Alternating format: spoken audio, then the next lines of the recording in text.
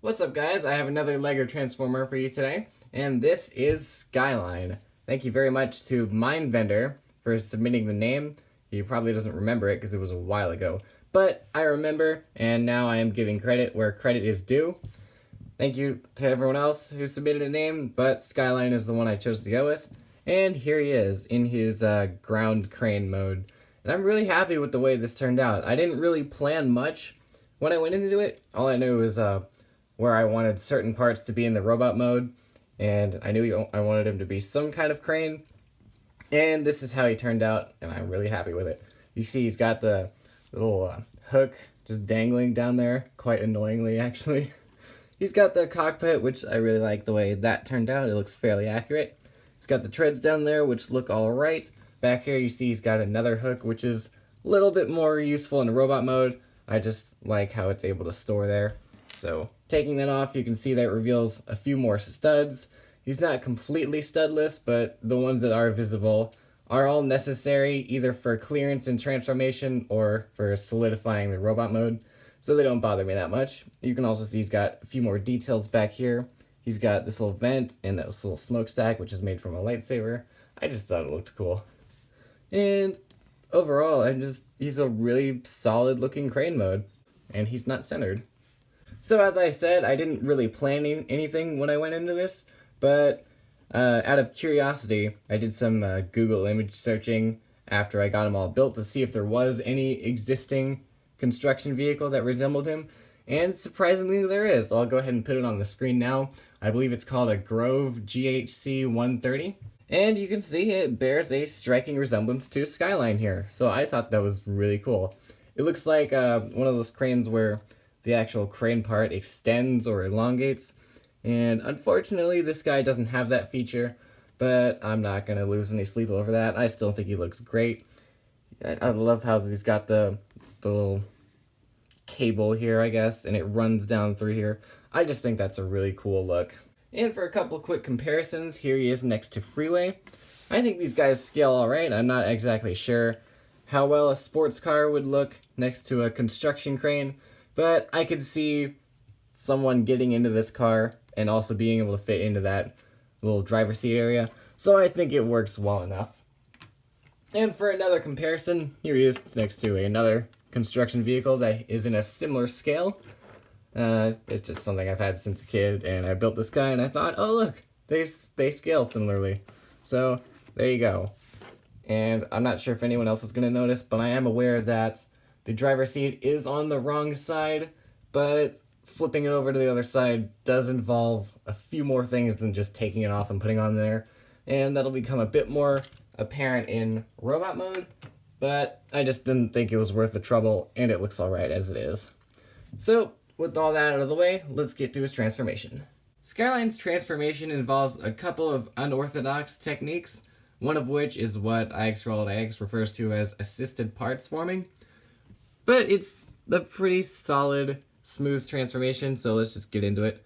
First you want to open up these little pieces here, and this back piece will untab.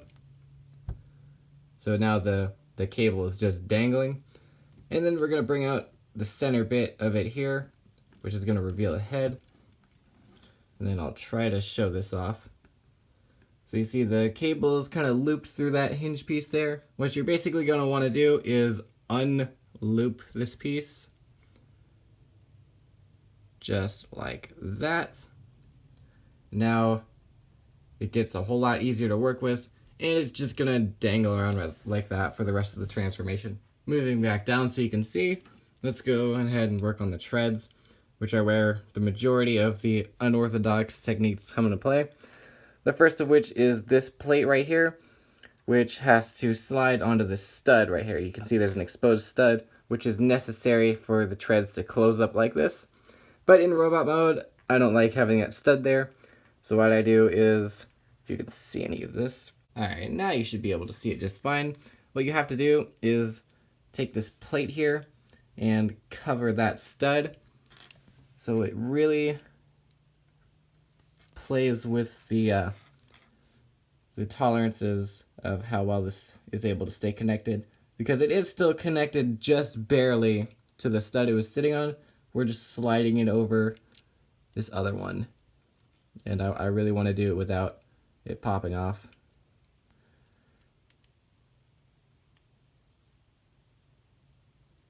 Just like that, and then it securely fits onto the other stud, and now this is covered. So you can see, now that it is covered, the treads don't close up all the way, so that's why I have to do that. And we'll just do the same thing on this other side. Hopefully you can see it a little better. So this has to slide up just a little bit.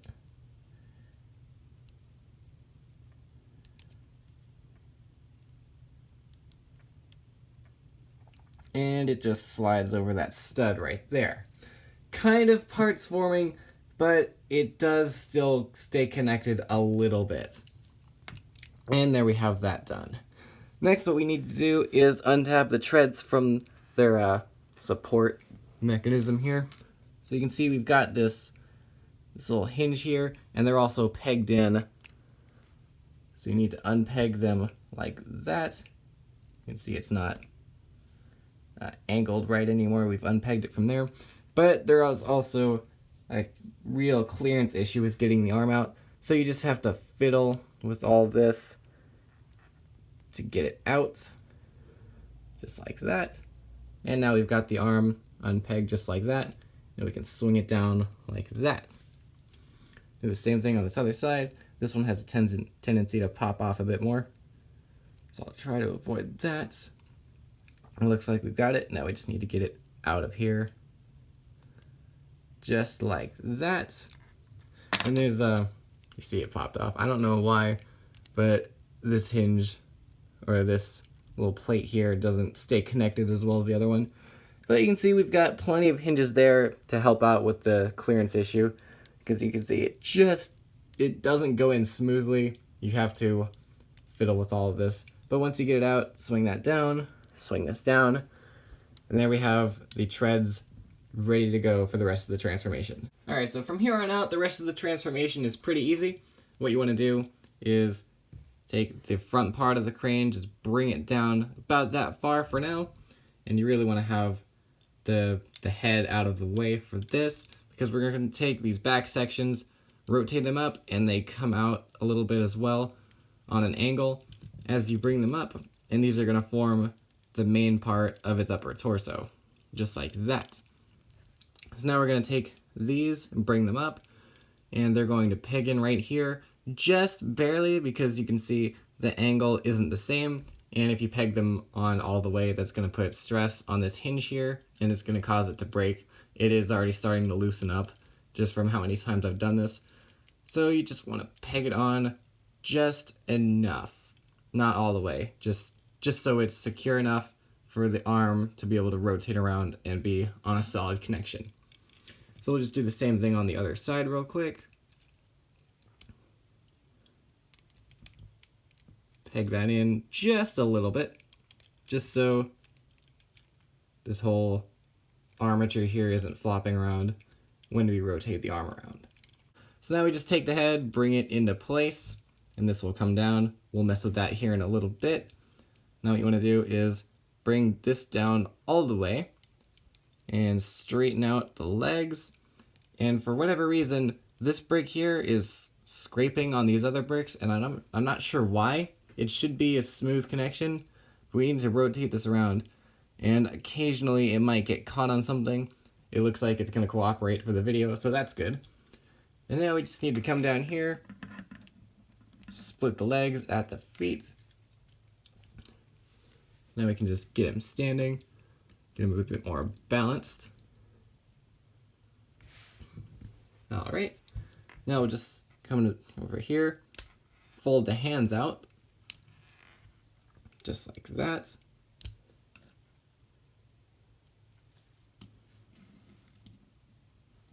Make sure he is standing right. Alright, now we'll come to the back here. This rotates around. Now this hook piece is going to come over the shoulder, and this brick piece is going to reattach right here. And that is about it for the assisted parts forming on this guy. And now the hook piece is just draped over his shoulder, and this little cable here is going to slide under this plate. This can be a bit tricky to do. There you go. And just push the plate back in so it's got a good grip on it. And then the rest of the, oh, I guess it didn't have a good grip on it. And then the rest of the hook just hooks on over that. And let me bring the camera back down so you can see him. There you have a Skyline in his robot mode. Now I really liked Skyline's vehicle mode, but I love his robot mode. Again, none of this was planned out, and I am super happy with how it turned out. He's broad-chested, he's got big arms, he's got long, thin legs, and I just love the way the chest like tapers in like that. It just looks really good to me. I especially love how all these different parts from vehicle mode come together and form his chest. You can see the transformation definitely accomplishes a lot here, and I'm super happy with it. You can see he doesn't have a lot of back kibble in robot mode either, just these little hinges here, but that doesn't bother me one bit at all. I'm super happy with how this turned out. He's kind of got a construction worker look to him. You can see his head kind of gave him like a hard hat and maybe a dust mask or something. And then you can see the driver's seat area becomes like a little satchel with the cable looping over, just adding to that look. And then of course the hook is just hooked onto it as like a little side accessory. I just love the way everything looks. And his color scheme, also the way the yellow and black is distributed, I'm a huge fan of. Now typically I'm not a huge fan of construction vehicle transformers. I feel like that's not a good alt mode for battle, but the more I think about it, this guy, I don't see his character as being one who charges into battle. I see him as someone who stays behind, maybe is more defensive, but he just avoids the fight and tries to live a good life. I see him as one character who loves living on Earth, loves helping out humans, so of course he picks a construction crane to help out in any way he can. That also means he doesn't get a lot of weapons because he's not going to do a lot of fighting, but he does have his hook in case he needs it, and that's where this comes into play. So the hook is on a cable, which makes it a little bit fiddly. So if you don't want to mess with the cable, you always have this, and it has this little minifigure backpack piece that can just, well, if his arm stays on, you can just have the hook clipped into his hand, and he can defend himself and his human friends from any threat that should present itself. Now, if you do like the cord look, you can always just take this piece off, unhook the hook,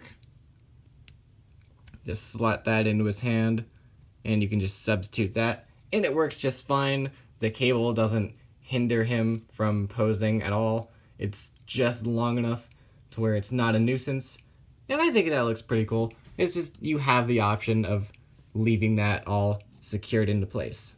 And of course, when he's not using this extra accessory, there is some storage for it. On the back here, you see this stud here. It just clips into that. I think it works well with the rest of the kibble on his back. And from the top and the front, it gives him a little more interesting looking surface detail there. So that's about it for his weapons and accessories. He's pretty well articulated too. The head looks left and right, obviously. The arms go forward and back, in and out. Good range of motion there. Full 180 at the elbow. He's got some wrist pivot so he can have his hook pointed a little more. He's got an ab crunch here. The cable doesn't really hinder that, although it does loosen and get out of place. But the more you bend him like that, the more awkward it looks. But he also has a waist swivel, and again, for some reason this gets caught on those pieces.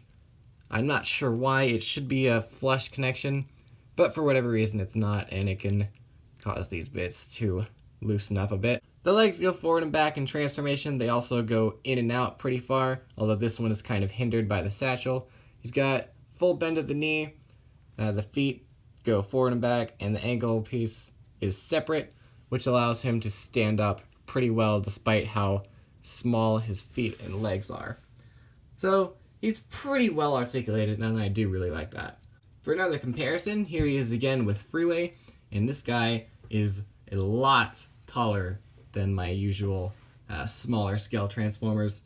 I do also like the similarities between these two. They both have kind of solid cartoony designs, but also their color palette is kind of similar.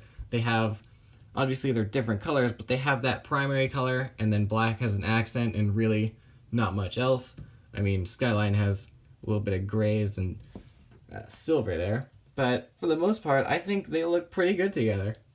So that is about it, guys. Thank you so much for watching. If you enjoyed it, please leave a like or comment and tell me what you thought about it. And if you want to see more, just go to my channel, and if you like what you see, feel free to subscribe. And I'll see you guys next time.